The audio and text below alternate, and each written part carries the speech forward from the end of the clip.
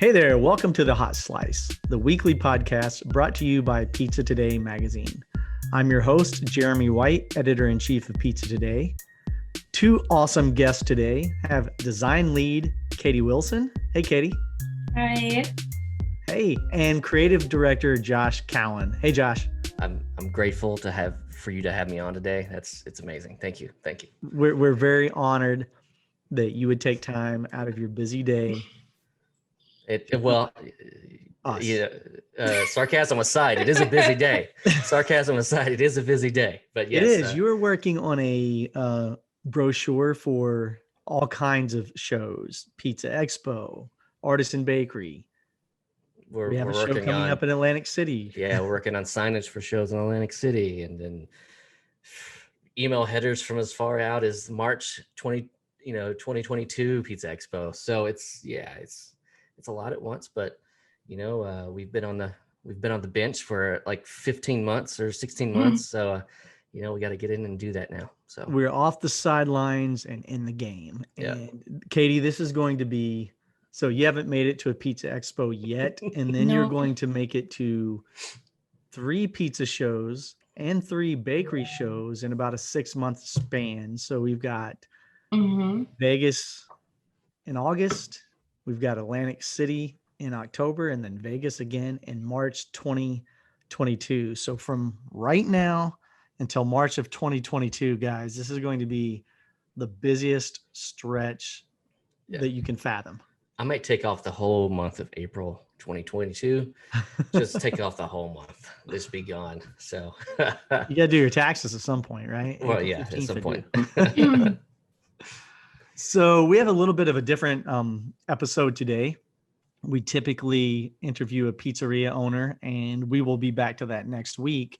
However, in the last 2 to 3 weeks, we have received a deluge of letters to the editor. Just tons of pizzeria operators from across the country have written in to me over the last few weeks, just sent me emails, anything from really, really long emails to very short messages, just kind of telling me about their business and the COVID-19 impact on their business, or just what they're up to. And we just got so many cool messages that we thought we would read some of those and just talk about what's going on in the industry and what we're hearing from our operators, basically. 10 years ago, we had a section in the magazine, letter to the editor, and we would, post these in the magazine. And, for one reason or another, it's just one of those things that's got pushed to the side. So it's really nice that we can just jump on here and address some of those right now. So pretty cool. Well, hey, let's get right to it.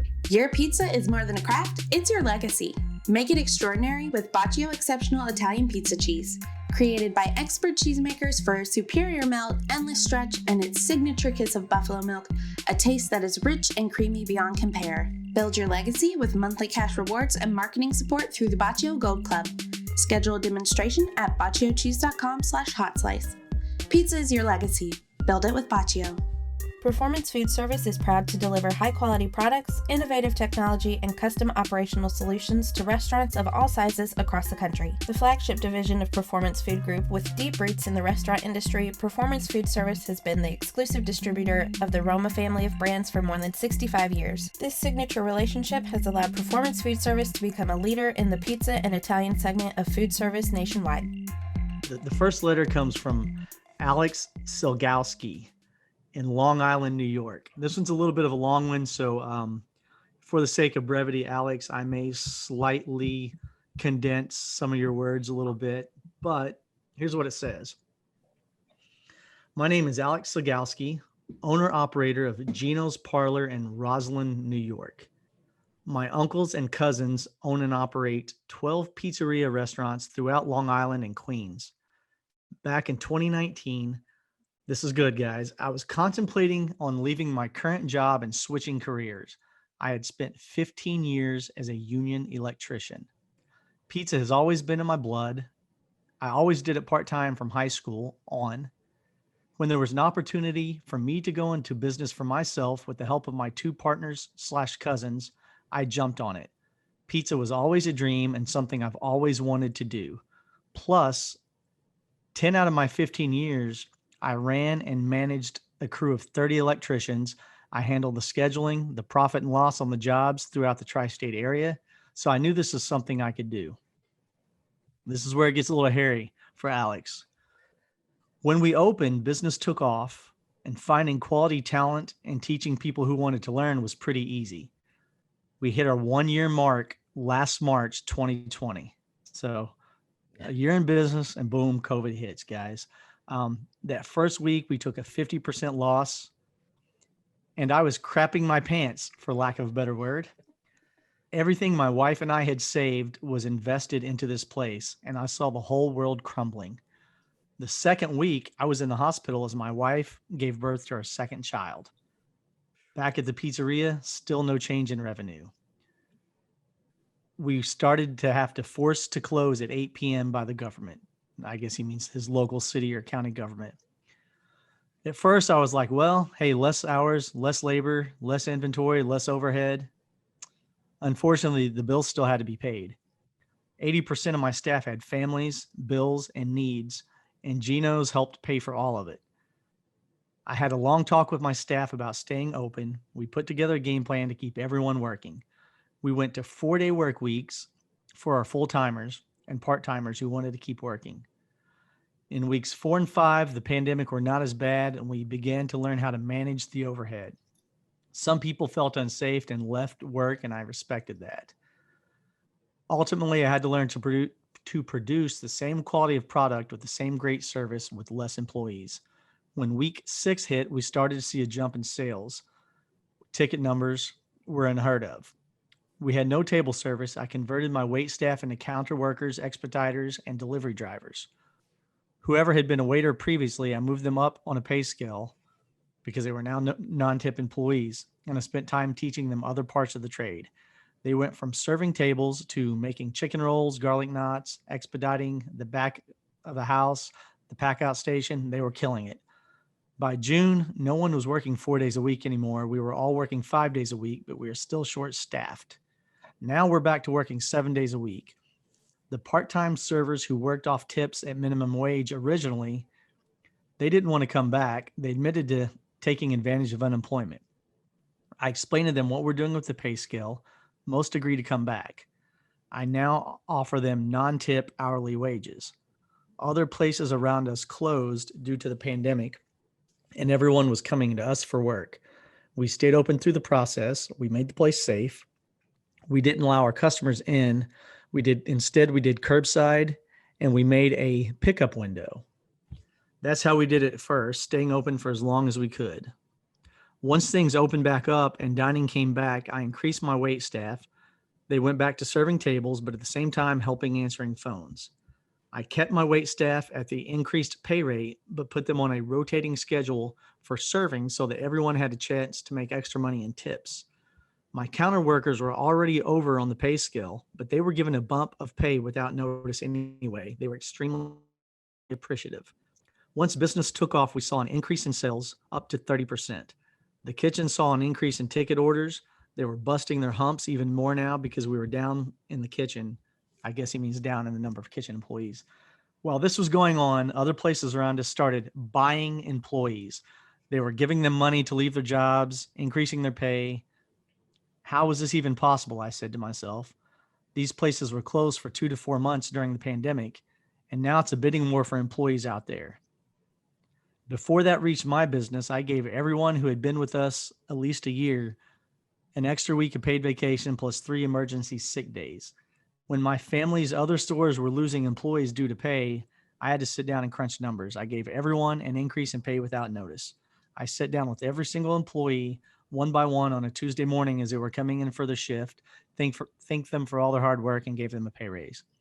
People want to work, but they also want to get paid and compensated for it. Fortunately for me, my business was able to afford these wage increases due to the quality of food and service we put out. That's what we did. Now, the bidding war that's going on is a real thing and is going to hurt the industry, but we were able to get through it. And then very nicely, hey, thanks for your magazine. Pizza Today is excellent. I love the podcast. Thanks for all you guys do. Cheers, Alex. So I thought that was a pretty cool story. Yeah, I mean, and like I said, we've heard quite a bit of about the trying to get employees. And what he did was it's simple. He made them feel appreciated. That's all a lot of people just want, is to feel appreciated. The pay rate's great, but telling them thank you, and then just kind of an out of a blue bump and raise. I mean, that goes so far. It really does, and it creates loyalty from that employee to you as well. 100%. Here's another one that kind of touches on people wanting to feel appreciated. This comes from Bart Wadlick. I think I pronounced that correctly. A little bit of a spelling. He's in Pennsylvania. Hey there, my name is Bart. I just opened up Pizza Today magazine and read your commentary. Oh, wow. He and my mother read my commentary. You get two fans. All right. I'm glad I did. I'm Bart. You want to be my friend? Bart's my friend. All right. Me and Bart are now friends. I own a wood-fired pizza place in Wilkes-Barre, Pennsylvania called Kidder Street Deli, Kidder. I opened up 4 weeks before the pandemic hit. I put my children's braces money up for this project, haha. But I'm getting through it now. How I got through it was turning my place essentially into a one-man operation. I did that because I knew I was the only guy that I could count on showing up during all of this. I was doing some wonderful things when we first opened, and then a month later, when the pandemic hit, I had to deal with employee theft, drugs, unreliability. My only focus was to keep my pizza place open right now, because if I screw it up, I'm going to have to close the doors. Essentially, besides myself, I have one good employee, and I had a ton of no-shows during the pandemic. So I did everything in this place myself for months on end, being the one person that I knew could make this happen. Anyway, I just figured I'd share my story. I'm going to do my best to get good employees and make them happy and fulfilled. Thank you. So here's a guy who just opened his shop. A month later, it hit the fan. He felt like he couldn't rely on anyone but himself. I can't imagine the amount of hours that he had to put in. The stress on the body. Just first of all, we're going through a pandemic anyway, but then running a business, a pizza business by yourself, I cannot imagine. I tell you one thing though, throughout the pandemic and kind of throughout the whole workforce, people have been having to multitask and learn new skills and wear a bunch of different hats, and I think that's going to pay off for some people in the long run as well, though. Yeah, I think so, for sure. Katie, we visited a pizzeria in Louisville in the middle of the pandemic, and the owner was the only one in there working the entire time we were there, and that was pretty par for the course at that point in time, he had told us. Yeah, we heard of at least one or two people on checking in with who had a similar story of kind of a one-man operation. So yeah, I can't imagine the like you said, Josh, physical stress, the emotional stress, mental stress. It's just I mean, you don't have to worry about employees. That's one less stress, I guess. But yeah. So here's one from Bruce Greiger in Delaware, Ohio. Switching gears a little bit. So this is our latest, greatest issue, and right on top, pineapple is here to stay. Deal with it, right? We've got a great article in there about the use of pineapple on pizza, which it blows my mind in the year 2021. That could still be controversial to the purist. Nonetheless, we do receive hate mail. It's the most controversial, thing in pizza, I guess. Pineapple on pizza. So anyway, Bruce Greiger here, 4 Points Pizza, Delaware, Ohio. Just want to let you know, I love the article and I love pineapple on pizza. My favorite pineapple pizza to make in my pizzeria is bacon, jalapeno, and pineapple. Sweet, heat, and salty, tough to beat, and it sells well. So you hear that, Melissa Rickman? You hear that? In your face, Melissa Rickman. Deal with it. It's here to stay. Pineapple. Deal with it. Katie, what's your favorite pineapple pizza combination? I mean, I don't often order pineapple on pizza. I don't mind it. I have no problem with it. But like a classic Hawaiian pizza, sometimes I'm just in the mood for it, especially in the summer. Like I'll just, get the craving. So. Yeah. I mean, every 2 weeks, I'm probably ordering a pineapple on my pizza. So Every 2 weeks. Wow. every every few weeks I get it. So it's either that or a cheese. So I do like the interaction between spicy, salty, and sweet. So I will often pair pineapple with like a spicy soppressata or bacon for the salt. And I generally do order jalapeno and pineapple in tandem. If I am getting pineapple on a pizza, I'm definitely getting a serrano or a jalapeno or some kind of spicy pepper to go with it as well. So, well, slightly off topic, kind of on the topic. I made some bacon this weekend. I dipped it in brown. I made a concoction of brown sugar, Mike's Hot Honey, and bourbon. nice. And I mixed it up in a bowl, and I laid out all the bacon, and I just painted the bacon with that, and then baked it for about 30 minutes, and it was delicious. And that would have been outstanding on a pizza. Yeah. Well. I think we're gonna have to do that at some point. Truly outstanding.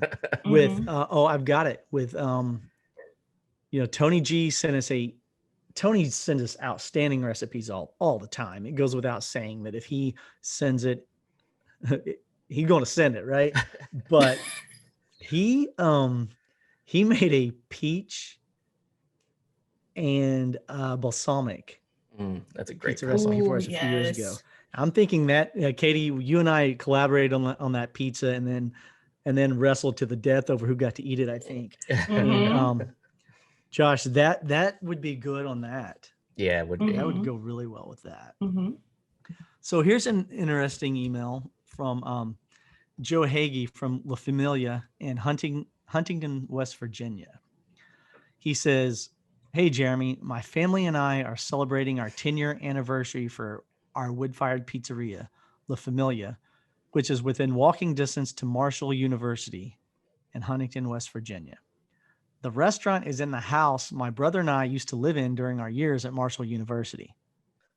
Wow, that right there is crazy enough, because the house I lived in for 4 years in college, I don't think the health department would approve any food being made there. Right. He says the home was built in the 1890s.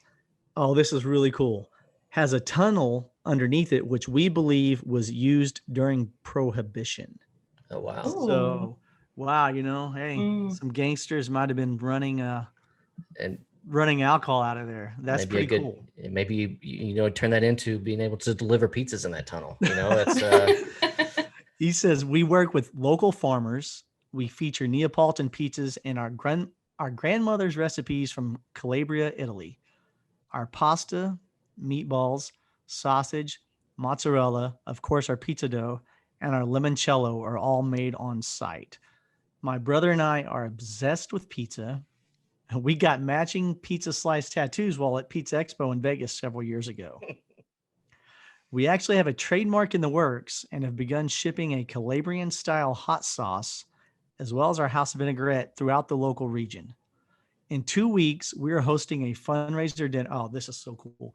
We are hosting a fundraising dinner with the last surviving World War II Medal of Honor winner, Woody Williams, to raise funds for Gold Star families. We are truly a family restaurant, and we would just love the opportunity to be featured in Pizza Today. Thank you very much, Joe Hagee, La Familia, Huntington, West Virginia. So we're going to need to make this happen, but this is really, there's just a lot of things to unpack here. The tunnel during Prohibition, making limoncello, which is not easy to find in West Virginia, I'm going to think. Shipping his Calabrian hot sauce regionally, and then partnering up with a World War II Medal of Honor winner. The greatest a lot of things generation. going on. That's a lot of cool and stuff celebrating going a 10-year anniversary. Congrats on that. And a 10-year anniversary. Yeah. There's so much going on with this pizzeria. That's I don't even know where to start. That is so cool.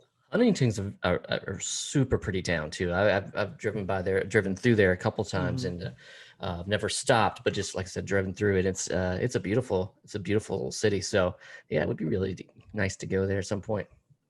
Absolutely. Well, I think Joe, I usually don't make many promises, but we're going to have to find a way definitely to get your pizzeria in Pizza Today magazine and get you featured. That's just too cool. So thank you for the message, Joe. Here's another one, guys, from Richard Kinsley, Columbus, Ohio. Now, see, Denise is on vacation right now and can't take part in this week's podcast, but this one's got Denise all over it. It says, hey there, we're one of the only ghost pizza kitchens in Columbus, Ohio.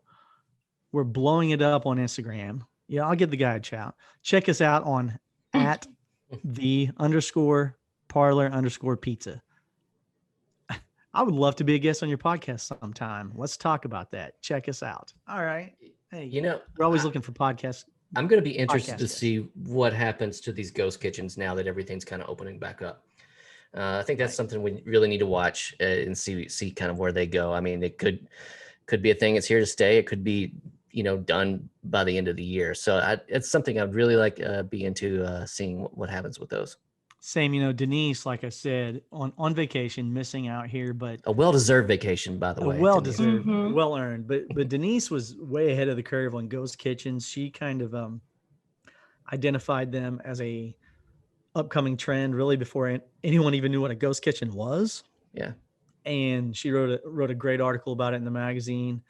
And I think we're gonna have Denise research this just a little bit and see what's going on now. Like you said, I have a lot of questions about how they're going to work out when things reopen. But with the prevalence of the third-party delivery services, they certainly could be here to stay for a very long time. That's how I found out about ghost kitchens. I was looking on Postmates one night, and there was a new pizzeria that I'd never heard of, and I went to the location and was like, this can't be a pizzeria right here. And I did a little more digging into it, but it turned out to be a ghost kitchen. So that's how I found out about it. Yeah. I didn't order from there because I was a little sketched out by right. I don't know where this is coming from. So, Nicole from Last Dragon Pizza in New York, that's not really a ghost kitchen. No. She kind of occupies this uncharted territory, sort of this middle ground, I guess, between ghost kitchens and brick and mortar restaurants. Mm-hmm. And you're seeing a lot more of those as well, Yeah, I think so too. She's doing some pretty cool stuff like that. Yeah. Congrats to Nicole on the new show. Yes. I'm really looking forward to that. It looks so good. It looks so good. I mean, the everybody I see that's on the show is like top notch. So it should be really good. Here's another one from yet another mobile pizzeria owner. We've been hearing from more and more of them lately. This is from Scott Thorson in Sacramento, California. Oh, see, flattery will get you everywhere, Scott. I have loved Pizza Today for years, and I enjoy the podcast. Well, thank you, Scott. Thanks. That's why we're talking about you today. Thank you so much, Scott. Holla, Scott. All right. I'm not like most in the mobile world that want to get into brick and mortar. I'm on year 13 in Sacramento and love being mobile for a variety of reasons. We do 300 plus jobs per year, counting weddings. That's been a little bit that's been a big focus lately, with us averaging 50 plus for the past few years, including 3 weddings last weekend and 2 this upcoming Saturday.